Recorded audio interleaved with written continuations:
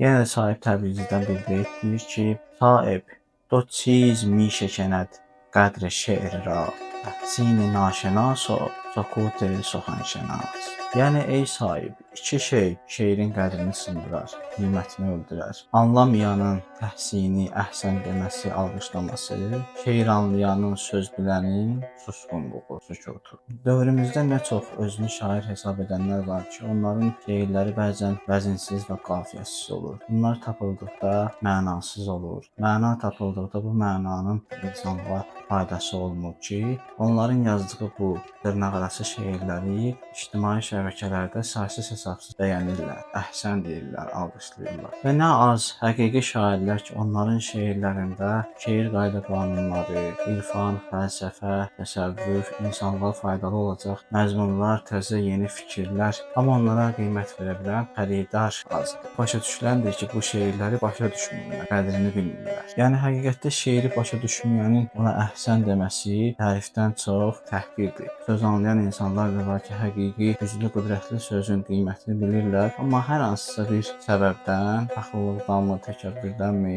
həmin şeirlərə sükutla yanaşırlar. Yəni bir əhsəni belə çox görürlər. Bir gün bizim bu əksər zamanın şairlərinə oxşayan bir şair gəlir Şeyx Əbdürrəhman Caminin huzuruna və deyir ki, ya şeyx, mən bir qəsidə yazmışam, istəyirəm ki, sizin xidmətinizə ərz edim. Şeyx onun gəlişindən, danışığından məsələnin nə yerdə olduğunu anlayıb, naçar bir vəziyyətdə oxu deyir. Və o çox uzun bir qəsidə oxuyur ki, bu qəsidənin məzmunu, mənası doğru dürüst yerində olmur, qeynənmiş fikirlərlə dolu olur, dadı duzu olmur. Qəsidəni oxuyub bitirəndən sonra şeyxin dərin sükuta qərq olduğunu müşahidə olur və camidən müsbət bir rəy almaq həvəsi ilə deyir ki, ya şeyx, fikir verdinizsə, mən bu qəsidə boyu əlif hərfindən istifadə etməmişdim ki, belə şeylər şeiriyyatda hünər sayılırdı.